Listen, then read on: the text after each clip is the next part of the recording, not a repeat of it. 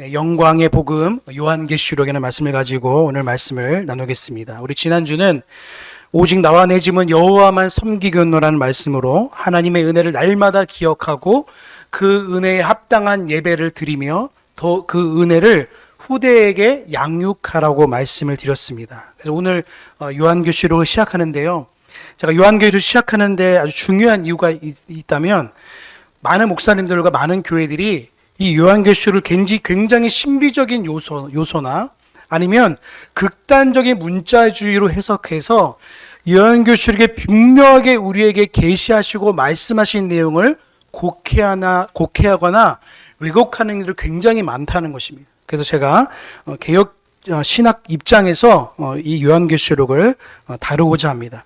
이 시대는 혼란과 무질서의 극치를 달리고 있는 시대라 해도 과언이 아닙니다. 그래서 사이비 이단들과 또 신학교육도 제대로 받지 목사들이 이상한 영적 계시를 받아서 요한계시록을 풀려고 하고 있습니다. 참 암담한 일입니다. 이 개혁신학에서는 요한계시록의 위치는 예수 그리스도의 종말론과 더불어서 성도들의 구원의 서정에서 영화의 단계에 들어가는 영광스러운 모습을 담고 있습니다. 그래서 여러분 요한계시록에서 잘 보시면 이 책은요, 단순히 우리 성도들에게 두려움과 그리고 그냥 무서움에 대한 책이 아니라 미래에 대한 환난과 종말의 책이 아니라 고난과 박해 속에서도 교회들에게, 특별히 우리 믿는 성도들에게, 택한 백성들에게 부활하신 그리스도께서 지금 이 순간에도 살아계시며 교회를 붙드시고 인도하신다는 확신을 주는 책인 줄로 믿습니다. 그래서 요한계시록을 보면요, 우리에게 소망해 주는 책이고 예수 그리스도의 영광을 바라보는 책인 거예요. 자, 우리 1절의 말씀을 우리 한번 같이 한번 읽어보겠습니다. 우리 1절입니다. 시작.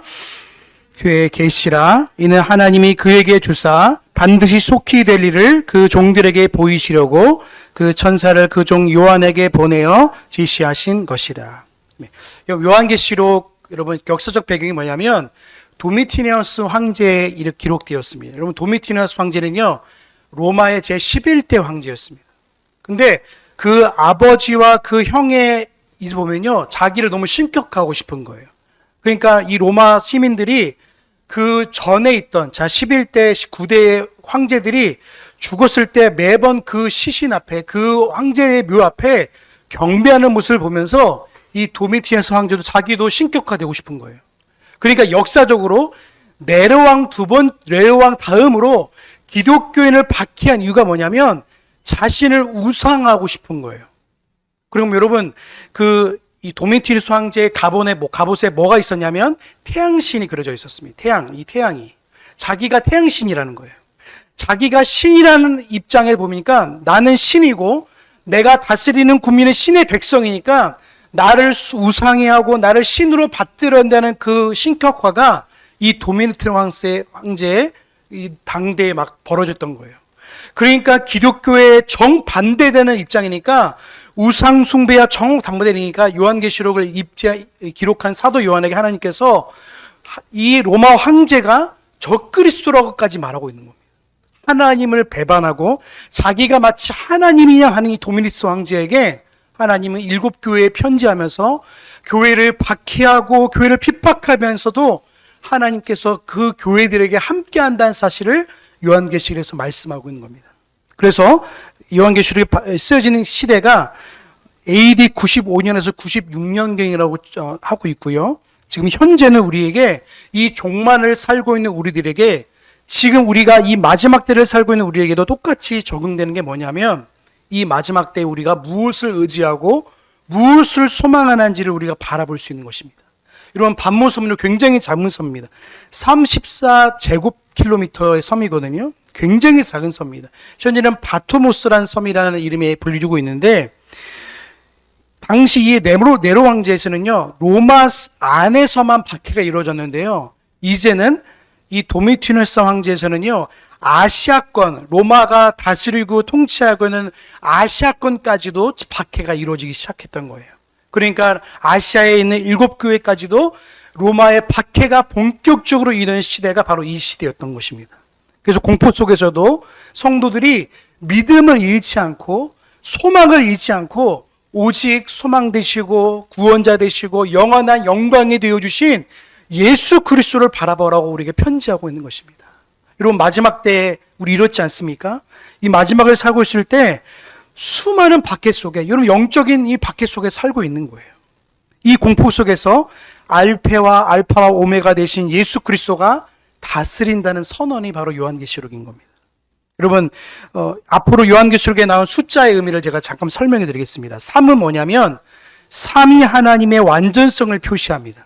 그래서 이사야서 6장 3절에 보시면 하나님을 찬송함에 있어서 거룩하다, 거룩하다, 거룩하다.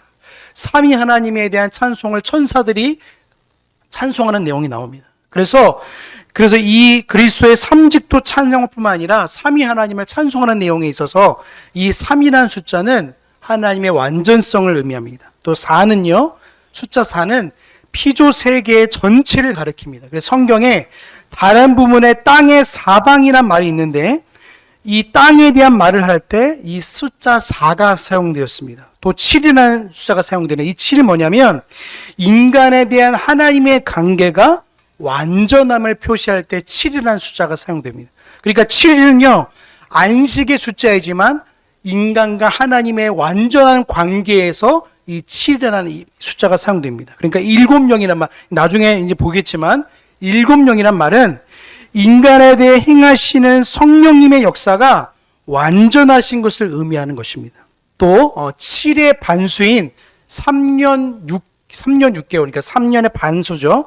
3년 6개월은요, 완전수의 파열과 그것은 곧 불안과 고통과 환난의 때를 상징합니다. 그래서 이 기간의 글자로 3년 반일 수도 있겠지만 정통학자들은 이것을 상징적 의미의 수로 보는 사람도 굉장히 많습니다. 그래서 6과 12 숫자가 있는데 6의 숫자는요, 12의 반인데 12는 하나님의 선택으로 완전한 조직과 건설을 의미하는 것이지만, 그래서 12사도와 14만 4천 명이 여기에 해당되는 거예요. 그래서 이거는 여러분 신천지는 이것을 문자적인 의미로 받아들여서 자기들이 14만 4천 명이 모이면 이것이 하나님의 구원을 이루는 데 필요한 숫자로 말하지만 우리는 이거는 상징적인 숫자로 받아들여지는 거예요. 그래서 12의 배수죠. 그래서 14만 4천을 12로 기부한 수가 14만 4천이고요. 그와 반대로 12의 반인 6은요, 하나님의 선택으로 되지 않은 인본주의를 말하는 노력과 건설과 조직 등을 말하는 거예요. 그래서 그 3중첩인 666은 적그리스도의 이름을 말하고 있습니다. 그래서 요한계시록 13장 18절이 그걸 말하고 있는 것입니다. 그래서 오늘 본문에 읽어있던 1절과 2절은요, 분명히 우리에게 말하고 있습니다. 여러분, 이만희가 여기 요한계시록의 주인공이 아니라 예수 그리스도가 요한계시록의 주인공인 줄로 믿습니다.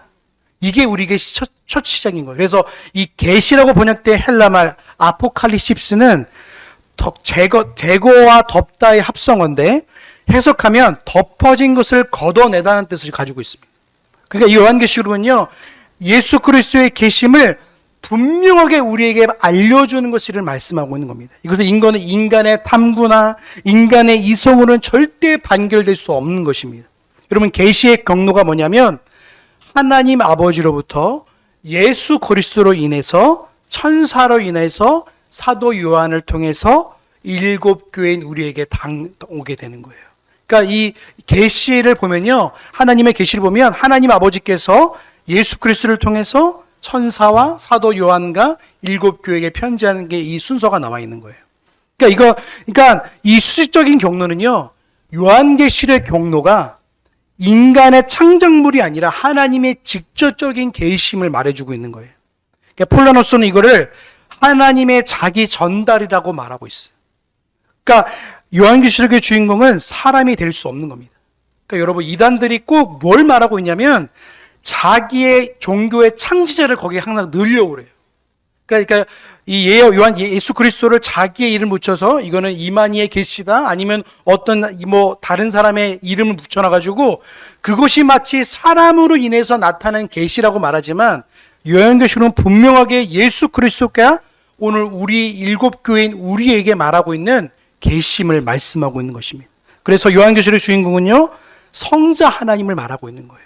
여러분, 요한복음과 요한계시록을 연조선상에 넣어서 보셔야 됩니다. 사도 요한의 저자, 사도 1, 2, 3소와 요한복음을 저자한 사도 요한은요, 요한계시록을 통해서 어린 양 되어 주시고 영광의 하나님을 말하고 있어요. 그래서 이 요한계시록을 보면요, 그 사복음서에 나와 있는 인간의 모습으로 잘 보여주시는 예수님이 아니라 참 하나님이시지만 참 인간이시고 죄가 없으신 예수 그리스도를 말씀하고 있는 거예요.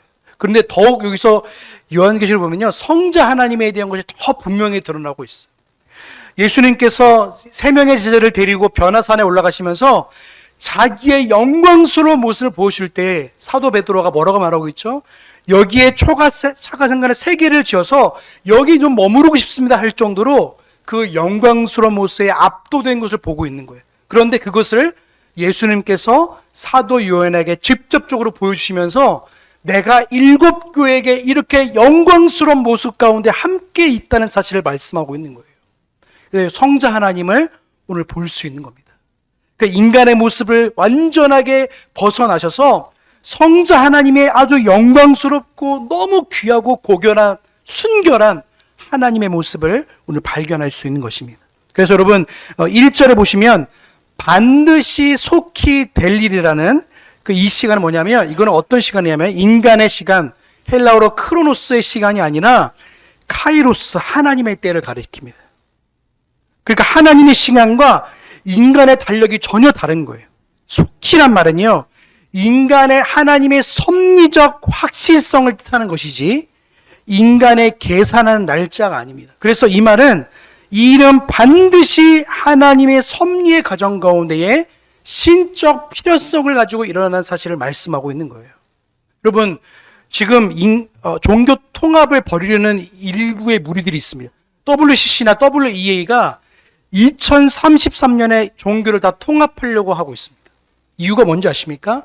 예수님이 오시니 2000년이 지났다고 해서 이제 예수님이 오실 거라고 자기들 나름대로 자의적 해석을 하고 있는 거예요. 그래서 카톨릭을 필두로 해서 지금 종교 통합을 벌이고 있는 겁니다. 그 에큐메니카라는 이름 가운데. 이게 정말 무서운 말입니다. 에큐메니카라는 말은 맞습니다. 그거는 하나님의 복음으로 하나 되라고 한 것이지 교회가 모든 교리들을 다 버리고 그냥 합쳐지란 말이 아닌데 이들은 지금 합쳐지려고 그래요.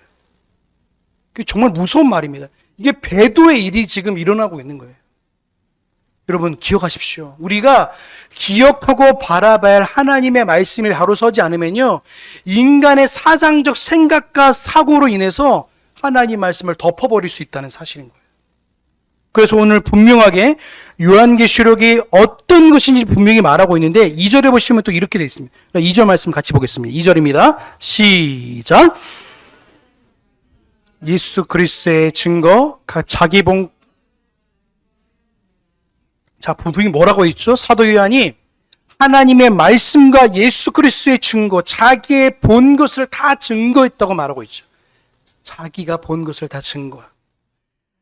자기가 생각하고 고안하고 이루고 하는 것이 아니라 하나님이 말씀하신 데까지 가는 거예요. 하나님이 말씀하신 데까지 가고 말씀하지 않는 것은 내 호기심조차도 가지지 않는 거예요. 그래 칼빈이 말하고 있는 적정과 절도는 거예요. 이것을 성경을 생각하는 우리 인간이 바라보는 거예요. 주관적 관점으로 성경을 바라보면요, 어떤 오류가 발생하냐면 자꾸 내가 하나님과 성경과 여러 가지를 내가 상상하려고 하는 죄성들이 나오는 거예요. 근데 하나님은 말씀으로 말씀을 해석하라는 방법을 우리에게 주셨어요. 그래서 사도 요한을 통해서 우리에게 말씀하는 게 뭐냐면 이 하나님의 말씀과 예수 그리스도의 증언을 분명히 하나님의 뜻 가운데 드러내라고 지금 말씀하고 있는 거예요. 여러분, 인간의 상상과 고안은요, 반드시 배제해야 될 줄로 믿습니다. 근데 인간은 어떤 마음을 가지고 있냐면 자꾸 이걸 내 상상적 고안을 가지고요, 사람을 전도하려는 거예요. 그러니까 어떤 일이 벌어지냐면 자꾸 이제 인간의 상상력을 구하면 내가 이렇게 하면, 내가 예배를 이렇게 꾸미고 내가 이렇게 예배 스타일을 바꾸면 이 사람이 뭔가 회심할 거야, 뭔가 구원을 받을 거야 라는 인간의 한계적인 이성이 있는 거예요. 그러니까 여러분 기존 교회들은 전도 초청잔치 하면서 외부 강사들 불러가지고 그 한 번 그 선물 막 주고 아니면 어떤 프로그램 인해서 이렇게 가면 마치 그가 예수 그리스도를 영접할 것처럼 하는 거예요. 여러분 예수 그리스도를 영접하는 것은요 삼위 하나님의 완전한 구원하심이 있지 않으면 될 수 없는 줄로 믿습니다. 그래서 자꾸 우리는 인간적 상상을 고안해내는 거예요. 여러분 하나님의 뜻이 아니면 하나님의 전적인 은혜가 아니고서는요 사람은 회심할 수 없는 거예요. 그래서 오늘 사도 요한이 하나님의 말씀과 예수 그리스도의 말씀을 통해서 우리에게 그 증거의 말씀, 생명의 말씀을 우리에게 드러내고 있는 것입니다. 자, 우리 3절의 말씀 우리 같이 보겠습니다. 시작. 말씀을 읽는 자와 듣는 자와 그 가운데 기록한 것을 지키는 자들이, 여기서 보시면 읽는 자와 듣는 자와 지키는 자들이 다릅니다. 읽는 자는요 단수로 쓰고요 헬러어 말로, 이 듣는 자들과 지키는 자는 복수로 사용했습니다.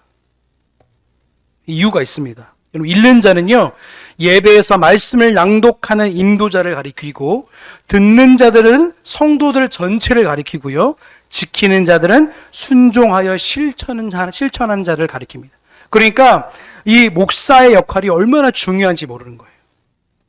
그래서 여러분 어떤 회중교회, 장로교회도 회중교회, 장로교회는요 목사의 역할을 굉장히 격화시켰습니다. 그래서 회중의 한 사람으로서 그냥 앞에 나와서 하나님 말씀을 대언하는 정도일 뿐이지 그 이상을 가르치지 않습니다. 정통 장로교회는요 목사의 역할을요 좀 다르게 보는 거예요. 교회론적으로 해석해야 되는데 구원론적으로 목사의 역할을 해석하다 보니까 이런 오류가 발생하는 거예요. 그럼 목사를 하나님의 말씀을 가르치는 일과 또 그 사법권도 여기 있는 거예요. 그래서 여러분 치리하는 일들도 이 목사 역할에 감당하는 거예요. 그래서 여러분 교회 3대 표지인 하나님의 말씀을 바르게 전파하는 것과 또 성례의 바른 시행과 건증의 바른 신뢰가 거기 있는 거예요. 건증이 뭐냐면 교회의 사법권이 목사와 당회에 있는 거예요. 그래서 이 읽는 자가 얼마나 중요한지를 말하고 있는 거예요. 하나님의 예언의 말씀을 읽는 자와 듣는 자와 그 가운데 기록하여 지키는 자들이 얼마나 복된 것인지를 말씀하고 있는 거예요. 여러분 이것이 뭡니까? 바로 교회입니다. 하나님이 이 교회를요 읽는 자와 듣는 자와 지키는 자를 통해서 이것이 복이 있다고 말씀하고 있는 거예요. 여러분 저와 여러분들은 이미 복이 있는 줄로 믿습니다. 왜요? 하나님의 말씀을 이미 가까이 듣고 있고 그 말씀을 실천하기 위해 하나님의 뜻 가운데 받아들이는 것 자체가 이미 복이 있다고 말씀하고 있는 거예요. 여러분 2세기 3세기 교회가 성경의 어느 부분보다도 계시록을 이렇게 핍박 가운데 위로받으면서 읽었던 사실을 지적하고 있는 거예요. 여러분 당시 2세기 3세기 교회가 폴라노스로 도마티누스 황제를 통해서 얼마나 핍박이 많이 가는지 몰라요. 당시 기록들을 보면요 이 예수 그리스도를 믿는다는 이 성도들을 가려면요 그냥 이 사람들을 그냥 잡아넣어서 자기 신인, 이 도미티누스 왕자가 신이니까 이 신을 배반하는 내용으로 고발하고 정지하고 감옥에 가다 놓고 그냥 사지를 찢어 죽이고 이 말로 담을 수 없는 이런 여러 악행들을 행하는 거예요. 근데 그럼에도 불구하고 성도들이 왜 믿음을 지켰을까요? 교회를 하나님이 보호하신다. 예수 그리스도와 우리와 함께 하신다는 이 위로의 내용들이 반모섬에 있던 이 요한계시록의 저자인 이 사도 요한을 통해서 하나님께서 이 7교회뿐만 아니라 모든 교회들이 이것들을 돌려보게 하시는 거예요. 그래서 읽을 때마다 하나님이 나와 함께 하시는구나. 예수님이 나와 함께 하시는구나. 여러분 이 은혜를 누리시길 주님의 이름으로 소망합니다. 예수 그리스도가 종말을 살고 있는 우리들에게 여전히 임하고 있는 거예요. 성경을 사설의 독해함보다도 교회적으로 성경을 공독하며 풀어서 설교하는 것이 원칙이고 이게 얼마나 귀한 일인지를 지금 말씀하고 있는 겁니다. 우리 4절의 말씀 우리 같이 보겠습니다. 4절입니다. 시작. 편지하노니 이제도 계시고 전에도 계시고 장차올 시와 그 보좌. 여기서 말하고 있는 7교회는요 소아시아에 있는 7교회를 말합니다. 근데 현재 이것을 해석하면 하나님께서 예정하시고 예수 그리스도로 말미암아 구원함을 받은 택한 완전한 교회인 성도를 가리키는 거예요. 여러분 우리가 교회인 줄로 믿습니다. 교회가 건물이 아니에요. 건물을 숭배하는 순간에 우리는 오류에 빠지는 거예요. 건물을 키우는 게 아니라 여러분 스스로가 하나님의 말씀으로 성도답게 자라가고 성숙해는 것이 교회로서 하나님을 기쁘시게 하는 인 줄로 믿습니다. 이것이 우리에게 먼저 선행되어지는 거예요. 그래서 사도 요한이 오늘 지금 이 4절을 통해서 7교회에 있는 하나님의 완전한 교회에게 편지하고 있는 거예요. 오늘 우리에게 이 말씀을 해석하면 그런 거예요.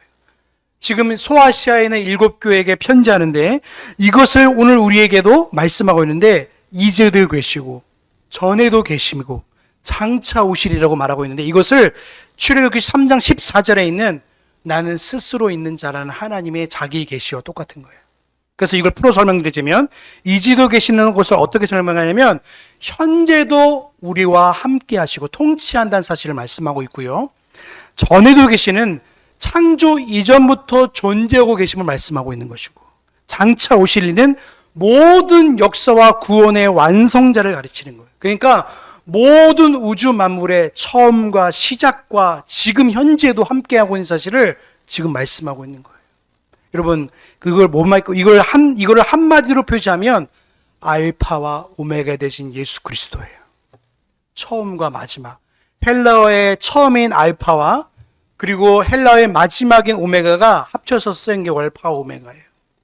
그러니까 모든 요한계시록의 7영은 성령의 모든 충만함을 가리키고 그 7영이 7교회 모두에게 완전하게 역사하고 계신 사실을 말씀하고 있는 거예요.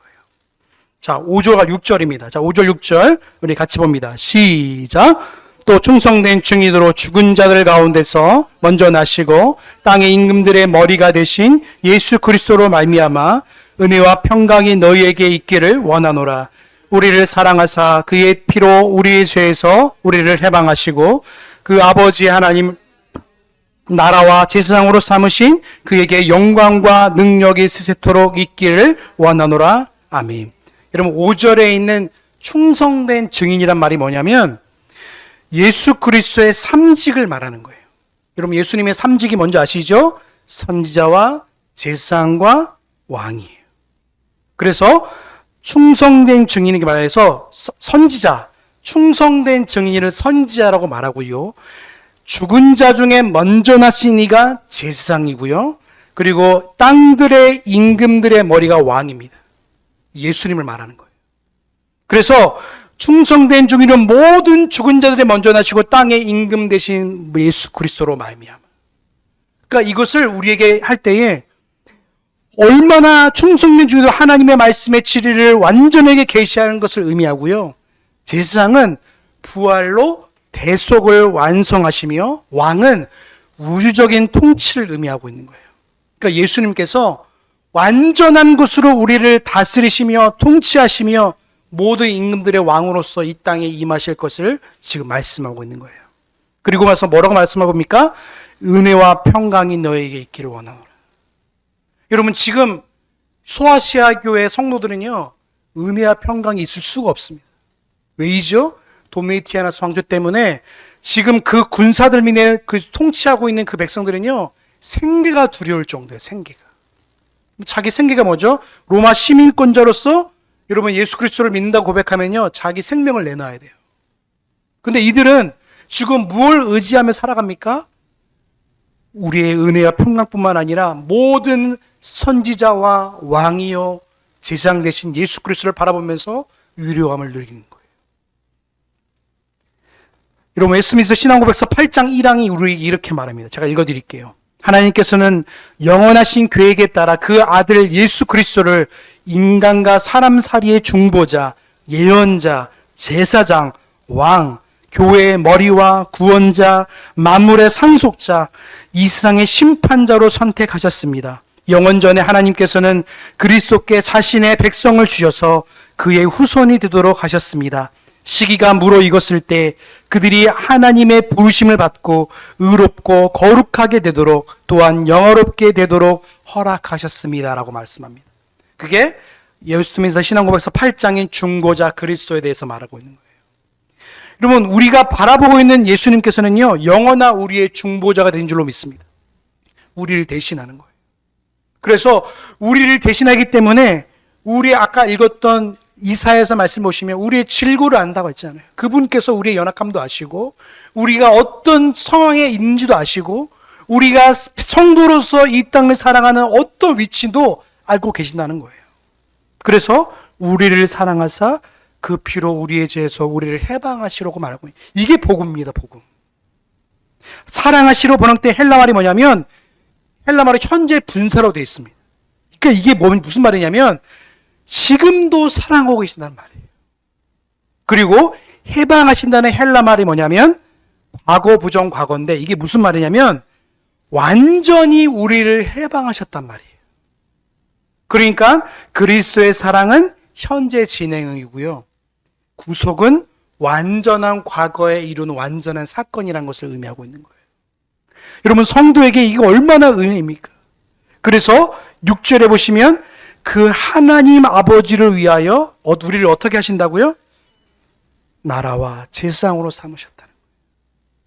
그래서 그에게 영광과 능력이 세세토록 있기를 원하노라. 아멘이라고 말하고 있어요. 여러분 그리스도의 피는 형이삭적 상징이 아니라 실질적인 속죄이자 우리를 완전케 하시는 은혜인 줄로 믿습니다. 그래서 그 은혜를 따라서 오늘 우리는 뭘 바라봐야 됩니까? 예수 그리스도를 바라보는 거예요. 완전하신 예수 그리스도. 자, 7절과 8절입니다. 우리 같이 보겠습니다. 시작. 볼지어다 구름을 타고 오시리라. 각인의 눈이 그를 보겠고 그를 찍은 자도 볼 터이요 있는 모든 족속이 그를 인하여 애곡하리니 그러하리라. 아멘. 주 하나님이 가라사대 나는 알파와 오메가라. 이제도 있고 전에도 있었고 장차 올 자라. 전능한 자라. 여러분 7절의 말씀에 여기는 구름은요 하나님의 영광의 가건적 개연입니다. 이거 굉장히 말이 어렵죠. 이게 무슨 말이냐면 여러분 구름은요 예전부터 구약시대에 어떤 걸 뜻하냐면 하나님의 현현과 영광을 상징했습니다. 하나님의 말씀이 선포되면 구름이 깔렸습니다. 그리고 하나님의 언약궤가 멈춰지면 하나님의 영광의 임재를 상징하는 구름이 멈추면요 하나님의 언약궤도 멈췄어요. 광야에 마찬가지죠. 구름은 뭘 뜻하냐면 하나님의 영광을 의미함과 동시에 진짜 구름도 의미하는 거예요. 그러니까 성도들은요 그 구름을 바라볼 때 하나님의 영광도 바라보면서 동시에 예수 그리스도의 재림도 바라보는 거예요. 그래서 예수 그리스도의 오심은 조금도 숨김없이 누구도 보시게 될 것을 의미하는 거예요. 그래서 예수 그리스도를 찌른 자도 볼 것이고 주님을 박해하는 자도 볼 것이라는 모든 것의 통칭인 거예요. 여러분 그래서 여러분 8절에 7절에 보시면 모든 족속이 그를 인하여 애곡한다고 말하죠. 여러분 왜 울까요? 종말의 길을 회개하지 못할 것을 통분히 여기기 때문에 우는 거예요. 아, 내가 왜 예수 그리스도를 믿지 않았을까? 내가 왜 예수 그리스도를 예수의 소망이요 주님으로 믿지 않았을까에 대한 후회로 우는 거예요. 뉘우쳐서 우는 거, 회개로 우는 게 아니라 그 억울함과 그것 때문에 이제서야 안 거예요. 이제서야. 근데 이미 늦은 거죠. 예수님께서 사복음서에 말하고 있죠. 내가 반드시 올 것 신랑이라는 의미로 쓰시면서 등자는 때에 기름을 준비하지 못한 들에게 나중에는 그걸 준비하러 갔지만 어떻게 됩니까? 문이 닫힌 것 똑같은 거예요. 여러분 예수 그리스도가 말미암아 오는 무서운 심판을 받는 것을 두려워하는 이유가 여기 있는 거예요. 근데 성도들은요 예수님의 오심을 환영하는 거예요. 기쁘게 환영하고 감사하며 그 은혜를 누리는 거예요. 근데 예수 그리스도를 믿지 않은 택함을 받지 못한 백성들은요 두려워서 떨고 우는 거예요. 여러분 그러하리라. 여러분 7절에 보시면 그러하리란 말은요 헬라말로 예입니다. 예. 근데 왜 아멘 앞에 왜 또 붙였을까요? 주님의 종말적 재림이 그 약속하신 대로 불변함을 강조하기 때문에 그런 거예요. 성경에서 2번 강조하면요 그건 반드시 된다는 하나님의 말씀이에요. 이중 강조입니다. 8절에 하나님의 자신을 이렇게 소개하십니다. 나는 시작과 끝이다. 지금도 모든 만물을 통치하고 있고 창조 이전부터 존재했으며 앞으로 모든 역사와 구원을 완성할 자다. 나는 전능한 자다. 여러분 전능한 자로 번역된 헬라말 판토크라라토로는 무슨 말이냐면 모든 것을 다스린 자를 의미합니다. 하나님이 나는 모든 것을 다스리는 자다. 나는 처음과 시작과 마지막이다. 여러분, 이것을 듣는 성도들은 어떤 마음이었을까요? 하나님이 우리 가운데 분명히 임하실 것이고 그 은혜로 우리 성도들을 구원하실 것이고 우리를 영화로운 나라로 인도하실 거라는 걸 의미하면서 지금도 박해하고 있는 상황 속에서도 그걸 바라보지 않는 거예요. 성도는요, 다시 오신 예수 그리스도를 대망해야 될 줄로 믿습니다. 종말을 살고 있는 백성들은요, 예수 그리스도의 다시 오심을 기억하며 살아가야 되는 거예요. 언제 오실지 모르기 때문에 그런 거예요.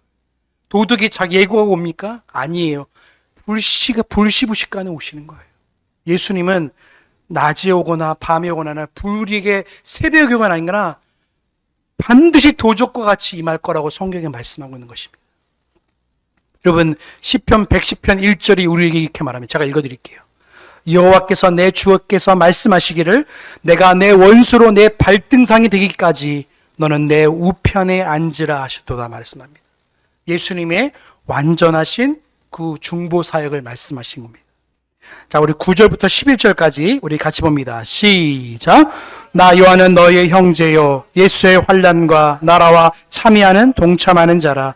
하나님의 말씀과 예수의 증거를 인하여 반모로 하는 섬에 주의 날에 내가 성령에 인동하여 귀에서 나는 나팔소리 같은 큰 음성을 들으니 가로되 너 보는 것을 책에 써서 세베소, 서머나, 버가모, 두아디랴, 사데, 빌라델비아, 라우디아 7교회에 보내라 하시기로. 여기 형제란 말과 동참하란 말은요, 헬라어 원문에는요 한 관사에 함께 속해 있습니다. 그러니까 형제면 반드시 동참하게 된다는 말이에요. 그러니까 뭘 동참하단 말이죠? 예수의라는 말에 동참하는 거예요. 예수의 환난에, 예수의 나라에, 예수의 참음에. 이게 같이 동의로 같이 들어가 있는 거예요. 세 가지 말이 공통적으로 연결되는 거예요. 예수의라는 말은요, 엔 예수인데 이건 뭡니까? 예수 안에란 말이에요. 예수 안의 환난과 예수 안의 나라와 예수의 연합한 관계로 인해서 오게 될 고난과 오게 될 천국에 대해서 말씀하고 있는 거예요. 내가 예수 안에 있는 환난과 예수 안에 있는 천국과 예수에 있는 것들을 성도들로 하여금 이걸 누리게 하시는 거예요. 예수께서 모본이 되어주시고 보여주셔서 힘주셔서 참게 하시는 참음이에요. 그래서 그걸 우리가 인내로서 그걸 감당하는 거예요. 성도는요, 인내해야 되는 게 뭡니까? 하나님의 말씀으로 인내하는 것이고 예수 그리스도의 다시 오심을 통해서 내가 그걸 인내하는 거예요. 여러분, 다른 것을 인내하는 게 아닌 겁니다. 참음은요, 그 길을 걷게 하는 힘입니다. 그래서 예수 안에 있는 것을 통해서 내가 환난을 견디게 하는 것이고 내가 예수 안에 있기 때문에 그 고난을 내가 감사함으로 견디게 되는 것이고 내가 예수 안에 있기 때문에 하나님 나라를 소망하는 거예요. 형제이기 때문에 이걸 동참할 수 있는 겁니다. 그래서 7교회뿐만 아니라 교회로 부르심받은 성도들은요, 이 은혜로서 그것을 가지고 대망하며 소망하며 살아가는 거예요. 사도 요한은요, 하나님의 말씀과 예수를 증거함 때문에 반모섬에 유배됐다고 말씀합니다. 그래서 10절에 보면 뭐가 되어 있죠? 주의 날은요, 주일을 가리키는 거예요. 여러분, 주님의 날은요, 초대교회에서부터 긴 주화를 기념하며 매주일마다 예배드린 거예요. 여러분, 다른 날을 부활절로 기념하는 게 아니라 우리는 매주일을 부활절로 지키는 줄로 믿습니다. 잃어버리지 마십시오. 근데 오늘날도 지금도 이루어지고 있는 거예요. 많은 교회들이 지금도 사순절 이름으로 하고 있는 거예요. 사순절, 고난주간. 여러분, 매주일이 부활주일이에요. 매주일이 성탄이에요, 우리에게. 예수 그리스도의 완전하심과 죽으심과 부활하심이 여기 다 들어가 있는 거예요. 그래서 성령의 감동되었단 말이 뭐냐면 말씀 안에 있었다는 말입니다. 그래서 성령님은 하나님의 말씀과 절대로 분리해서 역사하지 않는 분이에요. 꼭 기억하십시오. 그래서 많은 교회들이 말씀과 성령을 분리시킵니다. 그러니까 성령의 사역이 따로 있고 말씀의 사역이 따로 있기가 아닙니다. 하나님의 말씀 안에 있다면 성령님이 말씀을 통해 역사하는 분이지 말씀을 벗어나서 역사하는 분이 아니에요. 이걸 꼭 기억하십시오. 성령님은요, 예배 중에 말씀을 낭독하는 중에 기도 중에 역사하는 분이시에요. 그래서 예로부터 또 보시면 또 뭐라고 되어 있냐면 11절에 보시면 너 보는 것을 책에서, 이게 뭐냐면 하나님의 말씀을 보는 것을 그대로 적으라고 말씀합니다. 또 10절에 보시면 또 뒤에 보면 내디언 나팔 소리 있죠. 여러분 나팔 소리는 뭘 뜻하냐면 경고음입니다. 경고음. 이번에 파수꾼이 경고음을 통해서 나팔 소리를 울려서 뭡니까? 적군이 오는 걸 말하는 거예요. 또 나팔 소리가 또 어디 사용되냐면 헤브론 때 다윗이 왕이 될 때 나팔 소리를 울렸습니다. 왕이 오신다는 거예요. 그렇죠? 경고와 동시에 왕이 오심을 말하는 것과 또 나팔 소리 또 하나인 게 뭐냐면 찬양이었습니다. 이 세 가지 의미가 있는 거예요. 하나님께서 경고와 왕이 되어 주심과 그리고 영원한 하나님을 찬양하는 것이 나팔 소리인 거예요. 그러니까 이 나팔 소리는 뭡니까? 경고음과 동시에 내가 왕이다. 그리고 백성들로 하여금 하나님을 찬양하는 소리가 나팔 소리인 거예요. 그래서 삼위 하나님의 음성이자 경고이자 왕으로서 백성을 부르는 소리인 겁니다. 12절과 13절입니다. 우리 같이 보겠습니다. 시작. 음성을 알아보게 하려 돌이킬 때에 7 금촛대를 보았는데 촛대사에 인자 같은 이가 발에 끌리는 옷을 입고 가슴에 금띠를 13절까지 보겠습니다. 자, 12절 13절인데 자, 11절에 보시면 성령이 요한에게 7개의 책을 써서 보내라고 하십니다. 그래서 11절과 13절에 나오는 12절에 나오는 7 금촛대는요. 하나님과 완전한 관계를 맺고 있는 교회를 가리킵니다. 그래서 그리스도는 이 교회 가운데 거닐고 걷고 계십니다. 이 무슨 말입니까? 우리와 함께 하신단 말이에요. 여러분, 이게 저는 이 말씀을 준비할 때요. 얼마나 울었는지 몰라요. 이거 보면서. 하나님이 교회들과 함께 걷고 계신다. 여러분, 이게 얼마나 큰 은혜입니까? 성도에게 이 은혜가 있지 않으면요. 늘 흔들리는 거예요. 생명의 성자 하나님께서 그 거룩한 옷을 입으시고 그 광명한 불꽃 같은 눈을 가지면서 성도들과 함께 거닐고 계신다는 거예요. 이게 진짜 은혜인 겁니다. 그래서 금촛대인 교회들과 완전한 관계를 이루셔서 7 교회에 걷고 계시면서 교회가 아무리 약하고 박해를 받고 가운데 그리스도가 그 가운데 함께 계셔서 그를 지키시고 보호하시고 인도한다는 말씀하고 있는 거예요. 내가 성도들을 지킬 것이다. 내가 교회의 머리로서 그 성도들을 지킬 것이라고 말씀하시는 거예요. 교회는 세상의 빛입니다.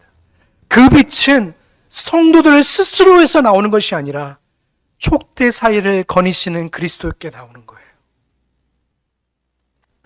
그래서 13절부터 16절까지 이렇게 말합니다. 같이 한번 볼까요? 13절부터 16절입니다. 같이 봅니다. 시작.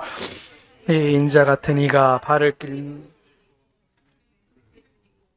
그 머리와 털의 기가 흰 양털 같고 눈 같으며 그 눈은 불꽃 같고 그의 발은 풀무에 달려한 빛난 주석 같고 그의 음성은 많은 물소리 같으며 그 오른손에 7별이 있고 그 입에서 좌우에 날성검이 나오고 그 얼굴에 해가 힘있게 비치는 것 같더라. 아멘. 제가 의미를 설명해 드리겠습니다. 발까지 들이우는 옷이 뭐냐면 대제사장의 예복을 의미합니다. 나는 예수 그리스도께 나는 대제사장으로서 이들을 구원한 하나님이야 라고 말씀하시는. 그래서 제사장 직분을 말하고 있고요. 금띠는 왕의 권위를 말합니다. 나는 왕이야. 제사장이야. 또 그 흰 머리와 머리털은 순결과 영원과 거룩을 의미합니다. 그래서 다니엘서 7장 9절이 옛적부터 계신이라고 말씀하고 있는 거예요. 그래서 그것을 하나님의 신성, 거룩하신 성자 하나님에 대해서 말씀하고 있는 것이고요. 불꽃 같은 눈은 전지적인 심판을 말씀하시는 거예요. 그래서 모든 것을 꿰뚫어 보시는 거고 말씀하고 있고, 빛난 주석과 같은 발은 원수를 밟는 승리를 말하고 있습니다. 정복과 심판을 말하고 있고요. 많은 물소리 같은 음성은 압도적인 권위를 말합니다. 그래서 에스겔서 43장 2절에 말하고 있는 그 압도적 권위를 말하고 있고 선지자적 직분을 말씀하고 있는 것이고요. 오른손의 7별은 교회의 사자들을 말합니다. 교회를 붙드는 능력을 말씀하고 있고요. 그리고 입 좌우의 날성검은 말씀의 심판을 말합니다. 그래서 히브리서 4장 12절에 말씀의 권세를 말하고 있고요. 해같이 빛나는 얼굴은 변화선의 영광을 다시 한번 재현해내시면서 완전한 성자 하나님을 보여주시는 것입니다. 그래서 그 완전한 성자 하나님의 모습을 사도 요한을 통해서 보여주시면서 나는 왕이자 지상이자 선지자야. 그래서 이 박해와 억눌림과 핍박을 당하는 7교회 성도들로 하여금 얼마나 큰 위로와 소망을 얻게 하는지 모르는 거예요. 그래서 내가 택하지 않는 백성들은 내가 반드시 부술 것이고 반드시 심판할 거야 라고 말씀하시는 거예요. 이 이미지들은요, 문자적 그림이 아니라 신적 실제를 인간의 언어로 표현한 상징인 것입니다. 칼빈이 이렇게 말합니다. 그럼에도 이 상징이 허구가 아니라 참된 실제를 가리킨다고 칼빈이 말하고 있어요. 17절과 18절입니다. 우리 17절, 18절 우리 같이 봅니다. 시작. 내가 볼 때에 그 발 앞에 엎드려 죽은 자 같이 되매 그가 오른손을 내게 얹고 가라사대 두려워 말라. 나는 처음이요 나중이니 곧 산자라. 내가 전에 죽었었노라. 볼지어다 이제 세세토록 살아있어 사망과 음부의 열쇠를 가졌노니. 아멘. 17절에 나타난 사도 요한의 반응은요, 단순한 두려움이 아니에요. 성경에서 말하는 피조물이 창조주 하나님의 영광 앞에 설 때 나타나는 반응입니다. 하나님이 우리 앞에 나타나시면요, 인간은 그걸 감당할 능력이 없습니다. 엎드려져 죽은 여 같이 되는 거예요. 그래서 일부러 하나님께서 우리에게 나타나실 때 구약에 보시면 구름으로 나타나시고 번개로 나타나시고 많은 물소로 나타나셔서 그냥 그곳으로 하나님의 영광을 드러내 보이신 것 뿐이에요. 근데 그걸 보이는 사람 백성들이 구약에 보시면 두려워 떠는 거예요. 그 영광 앞에 압도되는 겁니다. 그래서 죽은 자 같이 되는 거예요. 그런데 예수님께서 우리에게 5가지 선언을 하십니다. 첫 번째 뭡니까? 두려워하지 말라. 여러분, 두려워하지 마시길 주의 이름으로 소망합니다. 왜 두려워하지 않습니까? 예수님께서 우리와 함께 하신다는 거예요. 그 성자 하나님께서 영광의 모습으로 우리와 함께 하신다는 거예요. 그래서 구속받은 백성들은 심판의 두려움에서 자유로운 거예요. 두 번째, 나는 처음이자 나중이니. 역사의 알파와 오메가 되신 분을 말씀하고 있고요. 세 번째로, 나는 살아있는 자다. 이 생명의 원천이자 영원히 살아계신 분이라는 사실을 말씀하고 있고, 또 전에 죽었었노라, 십자가의 역사적 사실을 말씀하시는 거예요. 나는 십자가상에서 죽었었다. 5번째, 사망과 음부의 열쇠를 가졌다. 하나님 아버지로부터 그 죽음의 권세를 내가 가졌다고 말씀하시는 거예요. 죽음의 권세는요, 이미 우리에게는요, 넘어선 이미 존재인 줄로 믿습니다. 그래서 6월이 뭡니까? 죽음을 넘어서는 거예요. 우리는 이미 죽음을 넘어선 하나님의 거룩한 백성인 줄로 믿습니다. 죽음을 두려워하지 않는 이유가 바로 여기 있는 거예요. 예수께서 사망과 음부의 열쇠를 가졌기 때문에 그 열쇠를 가진 분이 우리의 하나님이셔요. 그렇기 때문에 우리는 죽음을 두려워하지 않을 수 있어요. 그래서 박해와 고난을 두려워하지 않을 수 있는 거예요. 사망과 음부의 열쇠를 우리의 주인 되시고 교회의 머리 되신 예수 그리스도가 가지신 거예요. 그래서 그리스도가 지금도 죽음을 다스리고 계신다는 선언하고 계신 거예요. 미래의 사건이 아니라 현재의 통치를 말씀하시는 겁니다. 그리스도의 부활은 단순한 소생이 아니라 죽음 자체에 대한 승리인 거예요. 그래서 그 열쇠가 그분의 손에 있으므로 성도의 죽음은 그분이 주관하시는 거예요. 그럼 19절과 20절입니다. 우리 같이 보겠습니다. 시작. 그럼 내 본 것과 이제 있는 일과 장차된 일을 기록하라. 내가 본 것은 내 오른손의 7별의 비밀과 7금 촛대라. 7별을 7교회의 사자요. 요한계시록의 3중 구조를 말합니다. 내가 본 것, 그리스도의 현현을 말씀하고 있고요. 1장에 해당되는 내용이죠. 이제 있는 일, 7교회의 상황입니다. 그래서 2장과 3장을 말하고 있고요. 장차될 일, 그게 4장부터 22장의 내용이에요. 요한계시록 1장을 읽으면요, 나머지 2장부터 20장은요 이해가 되는 거예요. 1장을 잘못 해석하면 나머지 2장부터 20장을 잘못 해석할 수밖에 없는 거예요.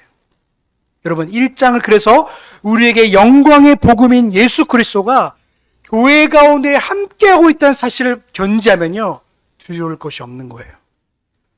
왜요? 완전한 승리와 위로가 여기 있기 때문에 그런 거예요. 오늘 말씀의 결론입니다. 그럼 이 책의 주인공이 누구죠? 예수 그리스도예요. 요한계시록은요, 종말의 타임라인의 책이 아니라 베일이 거치고 예수 그리스도의 영광이 드러나는 책입니다. 그래서 우리는 이 책을요, 예수 그리스도의 중심으로 읽어야 됩니다. 두 번째, 임재입니다. 예수 그리스도는 지금도 교회 가운데 계십니다. 일곱 금촛대 사이에 거니시는 그리스도, 박해받는 반무섬에 있는 요한에게 뿐만 아니라 지금도 이 자리에 모인 우리에게 그리스도는 함께하고 계십니다. 그 임마누엘의 은혜가 여기 있는 거예요. 여러분, 이 은혜를 한 주간 누리시길 주의 이름으로 소망합니다. 세 번째로 통치입니다. 그리스도는 지금 사망과 음부의 열쇠를 가지고 다스리고 계십니다. 그리스도는 이미 다스리고 계십니다. 세상이 혼돈처럼 보일지라도요, 역사는 그분 손 안에 있습니다. 그래서 심판과 구원의 열쇠가 그분 가운데 있는 거예요. 그분을 믿으면 회복과 소망이 있지만 그분을 배척하고 배도의 길에 선 자들은요, 반드시 심판 가운데 놓여져 있음을 바라보게 되는 거예요. 성도들은요, 요한계시록을 통해서 우리는 뭘 바라봅니까? 영광의 주님 다시 오심을 마라나타 기다리는 거예요. 영광의 은혜로. 그래서 지금도 함께하고 계시고 앞으로 오실 예수 그리스도를 대망하면서 이 땅 가운데에 주님을 믿는 신실한 그리스도인으로 주님을 닮아가시길 주님의 이름으로 소망합니다. 기도하시겠습니다. 사랑 은혜가 풍성하신 하나님, 감사합니다. 오늘 영광의 복음으로 또 예수 그리스도를 우리에게 보여주신 하나님 너무나 감사합니다. 일곱 금촛대 사이로 거니시는 성자 하나님의 모습을 바라보게 됩니다. 얼마나 위로가 되고 얼마나 소망이 되고 얼마나 힘이 되는지 모릅니다. 그분께서 사망과 죽음의 권세를 가지셨기에 성도들은 죽음과 박해와 고난을 두려워하는 것이 아니라 오히려 주님께 소망을 두고 주님께 그 구원하심의 은혜를 두며 살아갈 수 있음을 믿습니다. 한 주간도 이 마지막 때를 살아가는 성도들로 하여금 소망이 있게 하시고 위로가 있게 하여 주셔서 온전히 영광의 주님을 바라보며 이 땅에서 거룩의 걸음을 걸어갈 수 있는 우리 성도들 될 수 있도록 인도하여 주시옵소서. 모든 영광 주 앞에 올려드리오며 우리와 우리의 처음과 마지막 되시는 예수 그리스도의 이름으로 감사하며 기도하옵나이다.